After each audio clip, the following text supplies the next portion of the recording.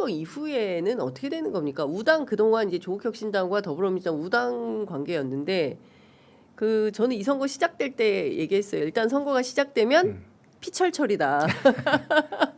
선거가 원래 그렇다라고 말씀을 좀 드렸는데 그 우당의 관계를 유지할 수 있겠습니까?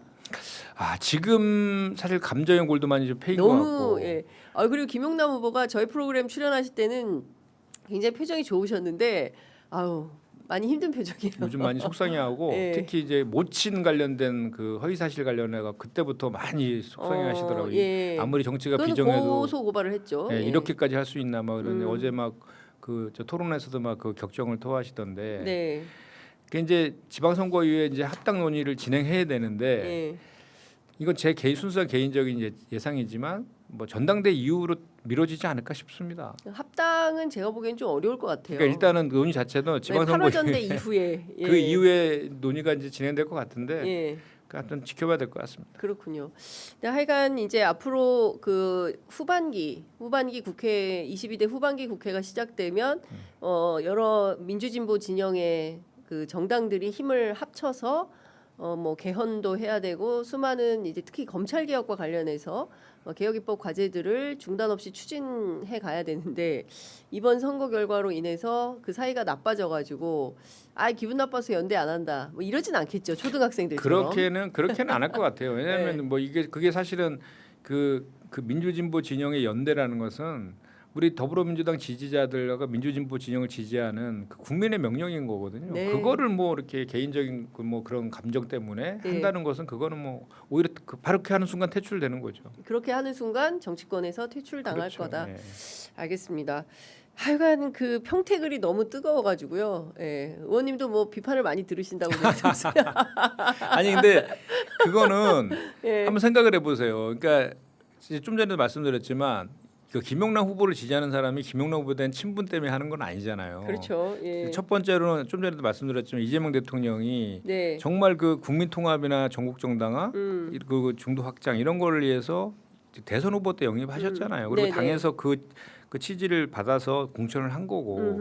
그럼 당연히 그 이재명 대통령의 일을 위해서 네. 그리고 더불어민주당의 승리를 위해서 지지라는 건 더불어민주당 소속 의원으로서 당연한 거잖아요. 그럼 누굴 지지합니까, 제가? 예. 그거는 뭐 그건 좀 이해를 해주셨으면 좋겠고 또 그 대의와 취지가 예. 크고 넓게 보면은 그 대의가 맞잖아요. 예. 그런 차원에서 지금 막 뭐 그 대부업 관련된 의혹 관련된 것들이 예. 공방이 되게 심하지만 그런 것들은 나중에 진실인지 드러날 거 아닙니까? 고소고발도 다 해놨잖아요. 네. 근데 지금 현재 상태에서는 의혹 제기인 거고 본인은 그 이런저런 소명을 통해서 지금 해명을 하고 있는 거고 의혹이 사실이 아니다라고 하고 있잖아요. 그러니까 그런 논리라고 하면 똑같이 그러면 조국 후보는 그런 비판의 점이 없습니까? 네. 마찬가지잖아요. 근데 그래서 제가 우려되는 것은 뭐냐면 그 뭐 검증이라는 이름으로 검증하는 건 좋은데 그래서 선은 좀 지키고 왜냐하면 그게 너무 이렇게 넘어가 버리면 아까도 얘기했지만 유해동이가 어부지리 얻을 수 있는 가능성이 배제할 수 없잖아요. 예. 그렇기 때문에 저는 그런 점이 좀 우려된다라는 말씀을 드립니다. 그 뭐 저희가 좀 알아보니까 추미애 후보, 네. 추미애 후보는 그 김용남 후보의 문제에 대해서 어떻게 생각하시는지 궁금해서 저도 여쭙다가 그냥 엄청 혼나고 있는 그런 질문을 거기서 왜 막 이러시는데 기자는 질문을 해야 합니다. 네. 가장 뜨거운 현안에 대해서 어떻게 질문을 안 합니까? 도지사 유세를 평택을이 아니라 평택 갑병 지역에서 한다라는 얘기가 있는데 사실입니까? 아니요, 아직 정해진 건 없습니다. 네, 정해진 건 없고 지금 추미애 후보가 개소식도 안 가셨지 않습니까? 그 김용남 후보. 그때는 개소식 때에는 일정이 이제 중복이 돼가지고 그렇게 한 거고 평택에 두 차례 벌써 두 번 오셨어요. 예. 그리고 이번 주 토요일도 오십니다. 그 김용남 후보하고 합동 유세를 하십니까? 그것까지 아직 안 적어있는 당연히 하겠죠. 왜냐하면 이제 보통 가면은 가불병에 있는 예. 그 국회의원들하고 지역위원장 같이 하잖아요. 같이 하잖아요. 예. 그러니까 지금 김용남 후보도 후보지만 지역위원장이거든요. 네네. 같이 당연히 하고 그다음에 시장 후보랑 같이 이렇게 하겠죠. 예. 예. 그러면은 평택 가불병을 다 다니십니까?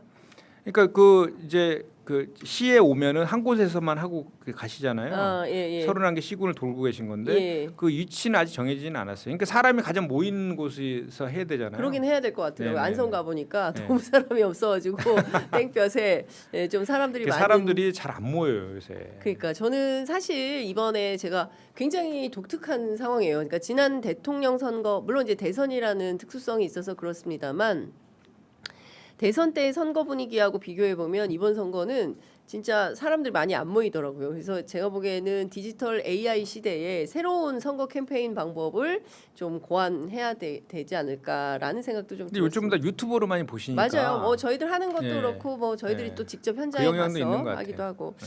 알겠습니다. 자, 시간이 다 돼서 이제 마무리를 해야 되는데요. 중요한 것은 투표율입니다. 맞습니다. 얼마나 투표장에 나올 것이냐 네, 맞습니다. 이런 건데요. 아까 이제 44% 그러니까 평택의 투표율이 경기도에서도 가장 낮았다. 이번에도 그럴 거라고 전망하십니까? 전 그럴 것 같아요. 왜냐하면 그 전에도 상당히 투표할 요인이 높은 선거임에도 불구하고 결국은 그렇게 나오더라고요. 약간 좀 갭은 좁힐 수는 있겠지만 투표율이 높을 것 같지는 않아요. 근데 네. 왜 그러냐면 거기 그 평택의 지역이 젊은 노동자들이 많거든요. 그분들이 그 선거일 날 고향으로 가시는 경우 분들이 많아요. 거기가. 고향으로. 예, 예를 들면 그 삼성전자에도 한 7만 명 정도 노동자가 거기 다니잖아요. 예. 그 중에 한 3만 명은 이제 그 뭐랄까 그 건설 노동자들이시거든요. 그분들 같은 경우도 많이 이제 주소가 실제로 평택에 살지만 주소는 이제 고향인 이 분들도 많이 있고 어쨌든 그런 흐름들이 있어요. 그래서 이번에 최대한 투표율을 높여야죠. 그리고 특히 이제 사전 투표와 본 투표가 있는데 사전 투표는 우리 민주당 민주진보 진영 지지자들이 많이 하고 본 투표는 이제 국힘 보수 쪽이 맞아요. 많이 하잖아요. 그러니까 사전 투표를 많이 해야죠 우리가. 자, 끝으로 의원님께서 사전 투표를 위해서 유권자 여러분들께 한 말씀 하시죠. 네. 카메라 까만 카메라 보시고요. 이번 그 지방선거는 대한민국 정상화시키고 내란 세력 심판하고 일 잘하는 지역 일꾼 뽑는 선거입니다.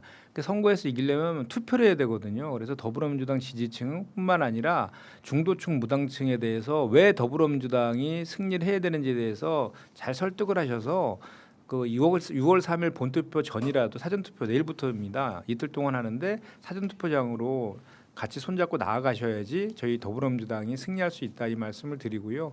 그리고 꼭 이번 지방선거는 지방 일꾼을 뽑는 것이기 때문에 이재명 대통령하고 그 추미애 경기도지사 후보 그리고 그 우리 지자체장 우리 평택 같은 경우 평택시장 그 관련된 그 더불어민주당 후보들이 다 당선돼야지 원팀 원보이스로 그 지역 발전 훨씬 더 견인할 수 있거든요. 그런 차원에서 투표 꼭 좀 해주셨으면 좋겠습니다. 네, 오늘 말씀 잘 들었습니다. 네, 고맙습니다. 선거 이후에 또 뵙도록 하겠습니다. 고맙습니다. 고맙습니다.